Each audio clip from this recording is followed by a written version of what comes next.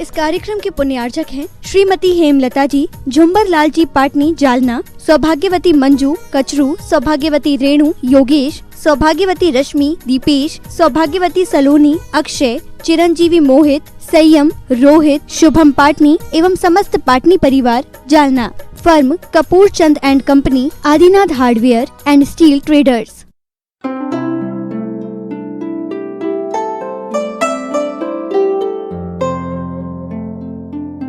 ओम नमः सिद्धेभ्यः।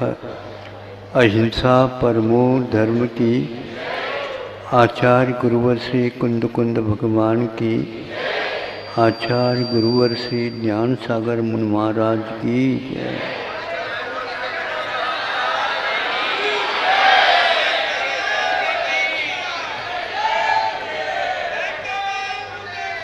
देखो, आपके पास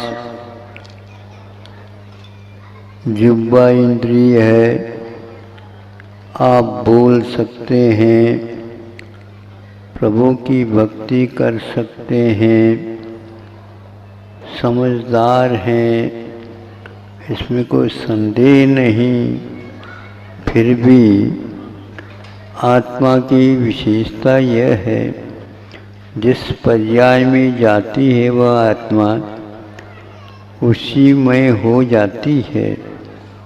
फिर भी पूर्व जीवन में किया हुआ जो कोई भी भक्ति भाव है वह अगले जीवन में भी उसके काम में आता है।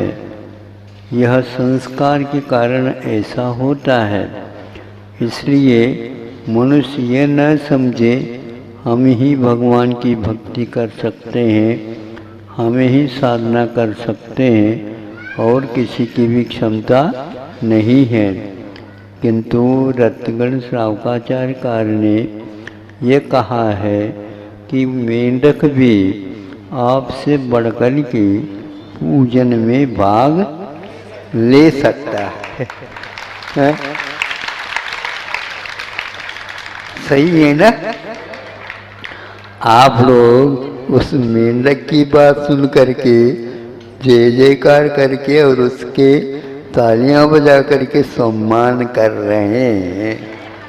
हाँ, मतलब वह मेंढक अवस्था के में है। ऐसा कैसा हुआ?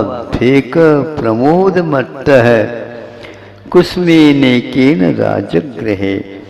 ऐसे यह पाठ रत्नगण श्रावकाचार्य में स्वामी समंतभद्र महाराज, जो कि प्रौढ़ उद्भट और शास्त्रार्थी थे, उन्होंने उस मेंढक की भावना को और उस मेंढक की निष्ठा को ऐसा मूल्यांकन किया, उसकी समीक्षा की और आप लोगों के लिए आदर्श के रूप में, यदि पूजन करने में, भाव भक्ति करने में, भगवान के पूजन करने के लिए तत्पर हुआ वह मेंढक भी आप लोगों से भी बहुत आगे के भाव लेकर के चला था। उसके पास न हाथ है न पैर है, वह फुलकता हुआ जा रहा है और मुख में एक पुष्प ने एक पुष्प की एक पांखुड़ी लेकर के कुसुमे नेकेन राजगृहे, और समूह शरण लगा हुआ महावीर भगवान का वहाँ पर वह गया है। और इसको देख करके सारे देव लोग अचंभे में पड़ गए। खून आ गया, जिसके विमान कुछ अलग ही कांति रखा है और उसके पाँव ध्वजदंड है, उसमें ध्वजा फहराता वो आया। उस ध्वजा में मेंढक का चिन्ह है। अपने मोनो लेकर के गया था वो। आप लोग भी अपनी प्रसिद्धि के लिए मोनो बनवाते हो, तो देवों में भी वह अपने ध्वजदंड में मोनो लगा। मेंढक क्यों लगाया और कुछ क्यों नहीं लगाया? तो जिज्ञासा हुई सैनिक जी को और दिव्य ध्वनि में यह कथा यहाँ पर आई है, इसमें कोई संदेह नहीं कि वह एक ऐसा था, किंतु मेंढक हो करके भी वह पूजन करने के लिए उत्साहित हुआ। बीच में ही जो जा रहे थे समुद्र में, उनके हाथी के पैर पड़ने से वो कुचल गया होगा कहीं किसी को, नहीं, पूजन के भाव से निकला है इसलिए देव हुआ।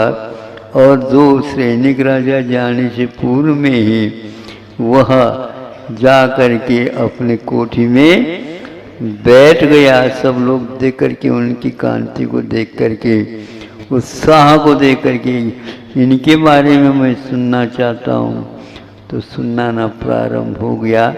हमने आपको आप सामने रखा। आप लोग एकमात्र आलंबन है।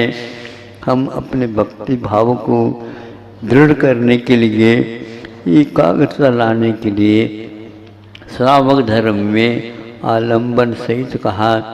मुनि धर्म में, श्रवण धर्म में आलंबन जैसे आप लोग लेते हो 6 अष्टद्रव्य, वैसा नहीं लेते। हम तो अपने शब्दों के माध्यम से हाथ को ही नारियल का रूप दे करके अपने मस्तक पर चढ़ा करके भगवान के चरणों में हम भी अपने अर्घ हमेशा हमेशा चढ़ाते हैं। और ऐसा बताया है, इससे लघुत्व का प्रदर्शन होता है। और गुरुत्व कौन है, कौन गुरु है, कौन पूज्य है, इसका भी दुनिया को बोध होता है। कुछ समय मिला है, कुछ क्षण मिले हैं, इसके रहस्य को समझने के लिए आप अपने कार्य करते हुए, गृहस्थ कार्य करते हुए भी इस रहस्य को अपनी दृष्टि में रख करके अपने सात्विक जीवन को जीने का अवश्य पूजन करें, अपने अवश्य प्रयत्न करेंगे। और वह मेंढक से देव हुआ, फिर इसके उपरांत अपने साधना के अनुसार मुक्त भी होगा। ये भगवान का आशय था। अहिंसा परमो धर्म की। आचार्य गुरुवर श्री ज्ञान सागर मुनि महाराज की।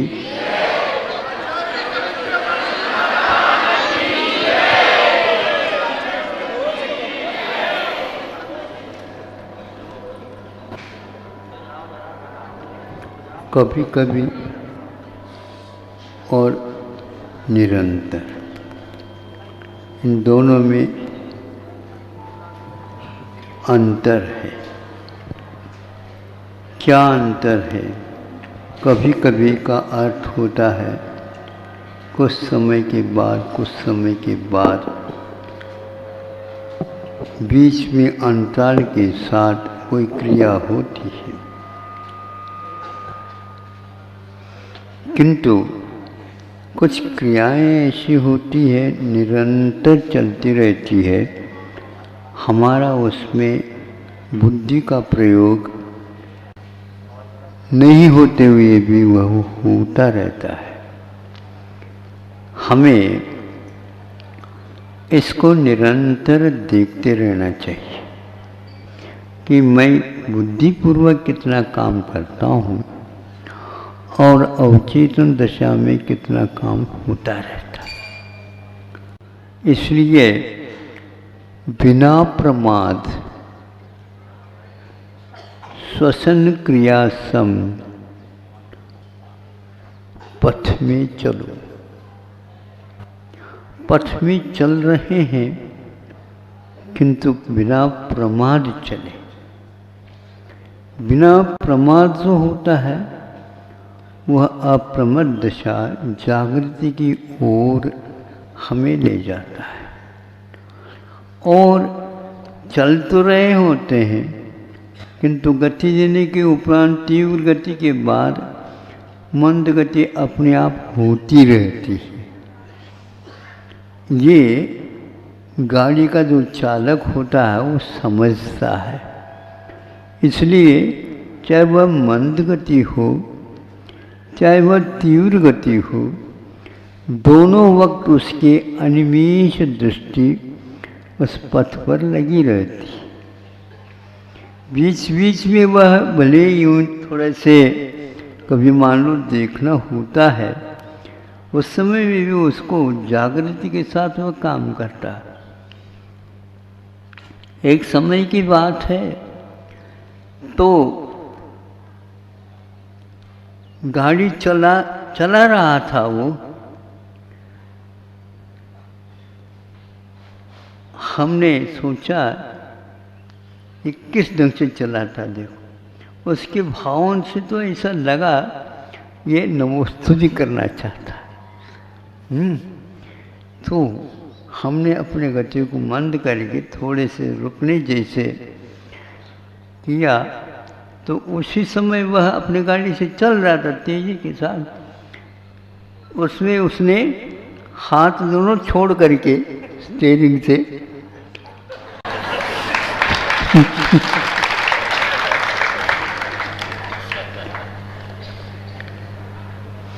इसको बोलते हैं अन्य क्रिया करते हुए भी अपने स्टीयरिंग का ध्यान जिस प्रकार चालक को रहता है, उसी प्रकार हमें भी कुछ काम करना पड़े तो करते हुए भी अपने स्टीयरिंग को न छोड़े।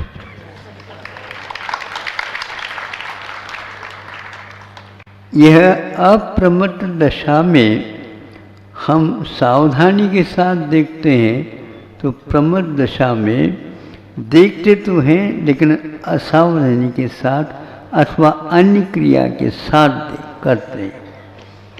और यह अंतर मुहूर्त के उपरांत तीर्थंकर भी क्यों न हो, छद्मस्त अवस्था में उनको भी इस प्रकार का अवसर प्राप्त होता रहता है। फिर भी उनकी कभी भी गाड़ी का स्टीयरिंग तो रहती है, कभी भी एक्सीडेंट नहीं होते। ये महत्वपूर्ण है। और हमारे तो होते ही रहते हैं, दूसरे सवाल करे आकर के संभाले तब कहीं जा कर के हम होश हवास में आते हैं। प्रभु से प्रार्थना है कि बिना प्रमाद श्वसन क्रिया सम आप बैठे हैं, सुन रहे हैं, आपकी श्वास लेने की प्रक्रिया निरंतर चल रही होती है, कभी भी वह रुकती नहीं और कभी भी वह किसी दूसरे के रास्ते में चली नहीं जाती। और चाहे आप शयन करिए, चाहे आप पढ़िए, चाहे आप बोलिए, सब जगह आप काम करते हुए भी श्वास भी आप ही ले रहे होते हैं। किंतु बुद्धिपूर्वक कोई श्वास नहीं लेता, किंतु दीर्घ श्वास अवश्य बुद्धिपूर्वक लेता। यूं करता, थक गया, दीर्घ श्वास लेता है, उस समय लगता है कि हाँ मैं श्वास ले रहा हूँ। अन्य समय में जी रहे हैं तो श्वास भी लेने की प्रक्रिया चल रही है निरंतर। यह यात्रा का क्रम है। हमें अन्य तरफ से ध्यान को हटा करके उस श्वसन क्रिया की ओर, जिसको प्राणायाम एक अंग माना जाता है, प्राणों का आयाम, उसमें श्वासोच्छ्वास को प्राण की संज्ञा दी गई है और वह निरंतर हमारे ही कर्मों के उदय से हम ले रहे हैं, लेकिन वह गौण है। लेकिन वह गौण है। बाजा तो आप सुनते हो, सब प्रकार की बाजा सुना करो। एक मिलिट्री बाजा होती, देखा आपने? हाँ, वो बारात में नहीं बुलाई जाती। हाँ, सेना की है, वह धुन रहती है। उसको एक बार देखने का अवसर हमें प्राप्त हुआ था, बहुत छोटा था उस समय। तो उसमें वह श्वास लेता भी रहता है और श्वास को फूंकता भी रहता है और बजता भी रहता है, निरंतर वो वाद्य बजता रहता है। यह क्रिया उसकी निरंतर चलती है और इधर बाजा भी बोलता है, वो बजाता रहता है। ऐसे ही मैं पथ पथ चलूं, श्वसन क्रिया सम, जैसे श्वासोच्छ्वास की क्रिया चलती रहती है निरंतर, किंतु उसमें प्रमाद का अभाव हो। इसलिए हमारे आचार्यों ने कदम शयेत भी लिखा है। शयन तो करते हैं, श्वासोच्छ्वास क्रिया तो होनी चाहिए, लेकिन कभी कभी मान लो चित्त सो गए आप, तो संभावना बनी रहती है, आप दोनों हाथ मान लो छाती पर रख ले, तो उस समय संभव है आपके प्राण पूरे छूट सकते हैं। इसलिए आचार्यों ने हम लोगों के लिए कहा, विशेष तौर पर आप लोगों के लिए भी कहा हुआ है, लेकिन हम लोगों के लिए कहा, एक करवट से आप पार्श्व भाग से सोया करो, ताकि प्राणों की रक्षा होती रहे और स्वप्न में भी होती रहेगी। ये आगम की आज्ञा है, इसको बोलते हैं हम निरंतर प्रमाद के बिना कोई आज्ञा का पालन किया जा सकता है कि ना। हाँ, प्रमाद की दशा में भी वह कार्य होता रहे, लेकिन इस विधा से ही आप शयन करो। मतलब आपकी प्रमाद दशा में असावधानी कोई हो सकती है, उसके लिए आगम की आज्ञा पहले से लिखी हुई है। इसलिए यदि विदेश में आप वाहन चला रहे हैं तो वहाँ का विदेशी संयम का पालन करने की पद्धति अलग हो सकती है। वहाँ लेफ्ट हैंड ड्राइव न हो करके राइट हैंड ड्राइव लिखा बताते हैं, ऐसा आपने सुना था। ऐसे ही है। हाँ, तो ये भारत में ऐसा न करियो। हाँ, ये उससे ठीक उल्टा है, लेफ्ट हैंड ड्राइव। किंतु एक जीप वाहन होता है, नहीं समझे, उसमें अन्य वाहनों की अपेक्षा व्यवस्था अलग रखते हैं, ऐसा सुनते हैं, ऐसा भी है। हाँ, तो उसका इस ढंग से क्यों रखा, मतलब वह अलर्ट है। हाँ, इसलिए आचार्यों ने हमारे लिए कब क्या करना और कैसे करना, ये महत्वपूर्ण है। खर्चे तो रहते हैं, बोलते तो रहते हैं, लेकिन सावधानी के साथ बोलो, जिसके द्वारा कर्म की निर्जरा हो। इसको मूल गुण में रखा, और आप गप्पा हाँकते रहते हो, वो आपका मूल गुण है क्या, हम पूछना चाहते हैं। ये प्रमाद है, अपने समय का सही उपयोग नहीं करना। इसीलिए गृहस्थाश्रम में असंयम रहता है, असंयम की बाहुल्य रहती है। बाकी सब ठीक है आप लोगों की क्रिया, किंतु सावधानी रखा करो। अहिंसा परमो।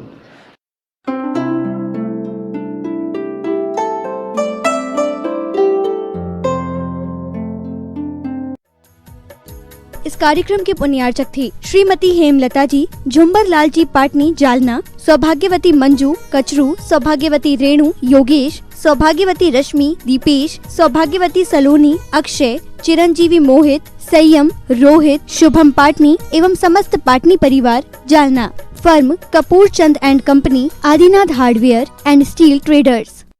राष्ट्रीय राजधानी दिल्ली से 144 किलोमीटर की दूरी पर राष्ट्रीय राजमार्ग 9 पर मुरादाबाद शहर में 130 एकड़ के विशाल परिक्षेत्र में फैली तीर्थंकर महावीर यूनिवर्सिटी, जिसे TMU के नाम से भी जाना जाता है,